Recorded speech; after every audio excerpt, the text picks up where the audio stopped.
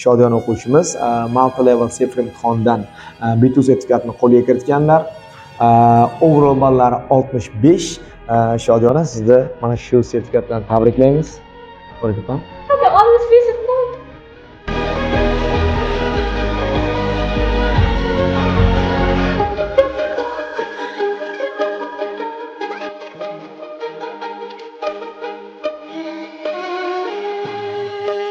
Bismillahirrohmanirrohim. Assalomu alaykum qadrli kanalimiz kuzatuvchilari. O'zbekiston ahli Sisias Academy o'quv markazida yana bir yangilik, yana bir xushxabar. O'quv markazimizda kichkinagina bo'lsa-da muvaffaqiyatga erishgan o'quvchilarimizni ommaga namuna sifatida olib chiqishni biz o'z oldimizga maqsad qilib qo'ygandik. Bugun shunday o'quvchilarimizdan yana biri Abdi va Shodiyona qizimiz bo'ladi. Qizimiz multi level sefr imtihonini topshirib, B2 sertifikatini qo'lga kiritdilar. Overall ballari 55 chiqqan. Xudo xolasa bugun qizimiz bilan chiroyli suhbat qilamiz. Shodiyona, avvalambor sizni tabriklaymiz mana shu sertifikat bilan. Muborak bo'lsin. Yaxshi kunlaringizga ishlatib yuring buni. O'zingizni qisqa lo'nda auditoriyaga tanishtirib o'tsangiz. Avvalambor hammaga assalomu alaykum. Mening ismim Shodiyona, familiyam esa Abdiyeva. Shodiyona, endi an'anaga muvofiq qachon bu yerga kelgandingiz, qaysi darajada kelgandingiz va hozirgi darajada ingliz tilini tamomlaganingizdan xursandmiz. Shu haqida ham qisqa gapirib o'tsangiz. To'g'risini aytadigan bo'lsam, men ingliz tili olamiga kirib kelganim uncha ko'p bo'lmadi. 2 yil oktyabr oylarida kelgandim. Unda ham menga sifr olaman degan niyat yo'q edi. Shunchaki ingliz tilini o'rganish va o'sha universitetga shunchaki ingliz tilidan imtihon topshirmoqchi edim. Birinchi boshlarda men faqat grammatika va general English o'rgandim. Keyinchalik shu yilning boshida sifrdan imtihon topshirish niyatim bor bo'ldi. Keyin may oyiga tayyor bo'lganligim uchun mayda topshirishga qaror qildim. Yaxshi, juda ham chiroyli jarayon bo'lgan. Shodiyona, ana endi listening 64 chiqqan ekan, reading 63, deyarli 1 ball, 2 ball yetmagan, lekin C1 darajada turibdi. Xo'p, mana shu haqida ozroqgina gapirib o'tsangiz, qanaqa qilib deyarli C1 ni tagiga olib bordingiz reading va listeningda? Nima qildikki shu darajaga erishdik? Bunday darajaga erishish uchun sehr kerak emas yoki pafoyda ismolog'i kerak emas. Ko'p aytamiz a. Shunchaki ozroq mehnat qilish kerak, ozroq mashaqqat chekish kerak. Hamma qilgandek kitoblarda o'qiganman, hamma bajargandek vaqtlarimda taqsimlab bajarganman. Shu orqali men shu darajaga yetishganman. Zo'r gap bo'lishi mumkin emas. Qadrli kanalimiz kuzatuvchilari, O'zbekiston ahli, bizda shunaqa bir metafora borki, o'quvchilarimizga ko'p aytamiz darslarda. Xo'p, tez natijaga erishish uchun hech qanaqa sehrli damlama izlamanglar yoki papayni ismolog'ini qidirmanglar. Shunchaki qattiq mehnat qilinglar, ustoz aytganini qilinglar. Xudo xolasa natija o'z-o'zidan bo'ladi deymiz. Shunga o'quvchilarimiz ham shu metaforadan foydalanishadi. Xo'p, Shodiyona, ana endi sizga beradigan savolim. Xo'p, ilm o'rganayotganda, hunar o'rganayotganda farqi yo'q. Havas va hasad degan tushunchalar bo'ladi. Odam o'zidan kuchli bir insonni ko'rgan vaqtda yokida havas qiladi, yokida hasad qiladi. Mana shu havas va hasad tushunchalarini o'zingizning nazdingizda nima ekanligini, qaysi biri kerak, qaysi biri kerak emasligi haqida fikringizni bildirib o'tsangiz. Mening fikrimcha, hasad qilish umuman kerak emas.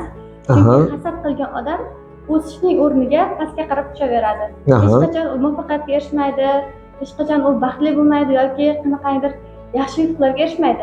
Lekin havas qilgan odam har doim yuqori darajalarga egallaydi. Har doim ilm olsa, ilm tez yuqadi. Hunar o'rgansa, hunar tez o'rganib oladi. Qanaqadir hamma narsasida omadli bo'laveradi. Shu juda katta rol o'ynaydi. Yaxshi. Endi keyingi savolim bevosita shunga yaqinroq bo'ladi. Xo'p, auditoriyada bitta sinfda, bitta guruhda 25-30 ta o'quvchi o'qiyotgan bo'lsa, hamma har xil o'zlashtiradi, to'g'rimi?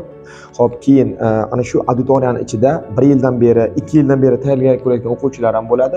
Yangi noldan kelib o'qiyotgan o'quvchilar ham ba'zida uchrab qoladi, to'g'rimi? Aynan bitta guruhda bo'lmasa ham shunday bo'ladiki, yangi o'quvchilar o'zidan zo'r o'quvchilarga, o'zidan ko'proq muddat tayyorgarlik ko'rgan o'quvchilarga o'zlarini solishtirib qo'yadi. Xo'p, nimaga unda bunaqa natija, menda bunaqa? Nimaga u bu holatga kelyaptiki, meni darajam bu holatda deydi. Mana shunga o'zingizni fikringizni bildirib o'tsangiz, shu narsa to'g'rimi? Yangi kelgan o'quvchi o'zini 2 yillik o'quvchi bilan 1,5 yillik, 1 yillik o'quvchi bilan solishtirishligi va bu solishtirish nimaga olib keladi agar shu holatda ketaveradigan bo'lsa? O'zingizni mustaqil fikringizni bildirib o'ting. Odam hech qachon o'zini birov bilan solishtirmaslik kerak. Har doim odam o'zini hozirgi kuni va o'tgan kunini solishtirish kerak. Hozir men qanaqa odamman, o'tgan yillarda qanaqa edim, meni bilimim qanaqa edi, men qanaqa odam edim o'zi deb o'ylab ko'rish kerak. Birovga solishtirsa o'zini ham sindirib qo'yadi. To'g'ri. Qanaqadir stressga tushib qolishi mumkin, qanaqadir juda ko'p o'y bosadi, uni o'rganayotgan ilm ham, hunar ham yuqmay qoladi. Demak, hammaga beradigan maslahatimiz shuki, siz ilm o'rganyapsizmi, hunar o'rganyapsizmi, hech qachon o'zingizni sizdan oldin boshlaganlar bilan, sizdan darajasi yuqorilar bilan solishtirmang. Shunchaki o'zingizni kechagi kuningiz bilan solishtirsangiz kifoya. Shunda hamma narsa chiroyli va tezroq bo'lishda davom etadi. O'quvchi hech qachon stressga yoki depressiyaga tushib qolmaslik holatlari bo'ladi. Yaxshi. Shodona, keyingi savolim, omadga qanday qaraysiz? O'zi omad hayotda bor narsami va omad qay holatda insonga kelishi mumkin? O'zi omadni ushlab qolish formulasi bormi? Omad nimaga bog'liq? Nima bilan qo'shilib omad keladi? O'zingizni mustaqil fikringiz.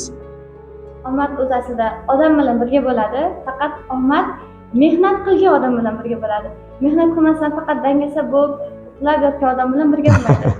O'qiyotgan, mashaqqat chekayotgan odam oldida omad bo'ladi. Prosta faqat u bilmaydi omad birga yurganini. Keyin Xudo bizni biron bir mushkul narsaga tushirib qo'ysa, odamlar o'ylashadiki, nimaga Xudoyim menga bunaqa narsani ravo ko'ryapti? Men unaqa emasman-ku, yomon ish qilmaganman-ku deydi. Lekin Xudo o'sha yomonlikni oldini olib, sizga omad tilab qilayotganga o'xshaydi. O'shani faqat odamlar tushunishmaydi. Zo'r. Juda ham chiroyli javob berdingiz mana shu joyiga. Haqiqatan ham omad ko'pchilik so'rashadi. Rostdan ham omad hard work bilan birga keladi. Siz kuchli mehnat qiling, qattiq o'z ustida ishlang, haligi tutgan sohangizni qo'yib yubormang, o'shani hamma mayda-chuydasigacha o'rganib chiqing. Inshaalloh omad ham siz bilan birga bo'ladi. Xo'p, lekin omad rostdan ham mehnat qilmasdan turib, haligi keladi, menga omadim yurishmadi, nimaga menda unaqa, nimaga meniki o'xshamaydi deyish kerak emas. Chunki siz oldin mehnatini qiling, ana undan keyin natijasini kuting. Mehnat qilmasdan turib natija kutish bu daraxtning tagiga kelib meva yemoqchisiz, lekin daraxtni na silkityapsiz, na daraxtga tosh otyapsiz, shunchaki og'zingizni ochgan holatda meva pish og'zimga tush deb turibsiz. Bu narsaning iloji yo'q. Mehnat qiling, Xudo xolasa natijasi Allohdan. Yaxshi niyatda harakat qilavering, yaxshi bo'ladi hammasi. Zo'r, Shodiyona, keyingi savolim sizga. Qarang. Umuman olganda hayotimizda ro'y berayotgan voqea, hodisalar, xo'p, yoki bo'lmasam mana shu ilm olish jarayoni, mana 1 yil, 1,5 yil davomida men bilan birga bo'ldingiz, birga siz bilan birga dars o'tdik, yaxshi yomon kunni o'tkazdik. Nima deb o'ylaysiz o'zingiz? Xursandchilik kunlari, xotiralar sizda ko'proq esda qolar ekanmi yoki faqat o'qishga kelib ketgan, test ichgan, mehnat qilgan joylarimizmi? Eng ko'p sizda esingizda qolgan voqea, hodisalar haqida gapirib o'tsangiz. Nimalar sizni hozirgi kunda ham esingizga eng ko'p keladi? Sizni nima xursand qiladi? Ko'proq meni xotiralar xursand qiladi. Xotiralar orqali men o'sha bilimni ham eslab olaman. Chunki biz o'tgan yillari juda ko'p vaqtdan dars qilardik, 10 soatlab ham dars qilgan vaqtlarimiz bo'lgan. Kelardik, dars qilardik, juda ham qattiq dars qilardik va oxirida biz dam olardik. Qanaqadir qanchalik narsa o'zimizcha o'ylab topardik biroz bo'lsa ham va bu bizni xayolimizda, xotiramizda qolib ketgan. Menimcha bu hamma o'quvchilarning xayolida qolgan deb o'ylayman. Yaxshi. Bizda shunaqa jarayon bo'ladiki, rostdan ham o'tgan yillar 10 soatlab dars o'tganmiz. Dam olish kunlari o'quvchilarimiz bilan birga kelib, ertalab soat 8 dan 12 gacha abit, soat 12 dan 2 gacha abit va 12 dan keyin tortib kechqurun soat 8 gacha ham mehnat qilgan kunlarimiz bo'lgan, o'quvchilarimiz bilan birgalikda.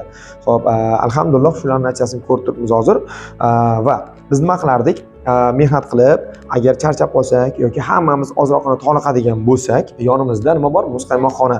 O'sha yerga borib, muzqaymoq yeb, o'quvchilarimiz bilan joyi kelsa, rasmlarga tushardik, esdalikka. Mana shu narsalar menimcha insonni xotirasida bir umrga qoladigan shirin damlar bo'lsa kerak deb o'ylayman. Har doim ham o'qish, har doim ham mehnat emas. Vaqt bilan dam olib turishni ham bilishimiz kerak. Xo'p, podkastning so'ngida sizga aytadigan gapimiz, bizda an'ana bor. Har bitta podkastimizda qatnashadigan o'sha kandidatlarimiz o'zining tengqurlariga 3 dona maslahatini berib ketadi. Siz o'zingizda 3 ta maslahatingizni tengqurlaringizga berib ketsangiz bo'ladi hozir. birinchi maslahatim shundan iboratki, Mhm. har bitta o'quvchi o'zining qilmoqchi bo'lgan ishini reja bilan qilish kerak. Yaxshi. Avvalambor reja qilib olish kerak, shunga qarab intilib ketavish kerak. Aha, judayam Rejasiz chiroyli. odam o'zini muvaffaqiyatsizlikka jarga aytirayotganga o'xshab qolishadi. Aha. Ikkinchidan, o'sha ota-onasini, o'qituvchisini har doim rozi qilish kerak. Aha, Hech qachon aha. ularga qanaqadir yomon gap gapirmaslik kerak, ular norozi qilmaslik kerak. Aha, chiroyli, chiroyli. Aha. Uchinchi maslahatim shundan iboratki, odam o'ziga ko'proq investitsiya kirishi kerak. Ko'proq bilimga ayniqsa, pulni ayamaslik kerak, vaqtini ayamaslik kerak, energiyasini ayamaslik kerak. Aha. O'shanday qilgan odam muvaffaqiyatga erishadi deb o'ylayman. Zo'r, juda ham chiroyli javob bo'ldi. Shodiyona, menimcha siz bilan juda ham maroqli suhbat o'tkazdik deb o'ylayman. Xo'p, sizni ilmingizga o'sha sharoit qilib bergan, investitsiya qilib bergan ota-onangizga bizning nomimizdan tashakkur aytasiz. Kattakon rahmat ota-onangizga sizdaqa tarbiyali, ilmli, ajoyib farzand o'stirganligi uchun. Xudo xolasa, bu sertifikatni hayotingizda faqatgina yaxshiliklariga ishlatish nasib qilsin sizga. Keyingi yaxshi kunlarda ko'rishguncha xayr, salomat bo'ling. Sizga kattakon rahmat. See you next time.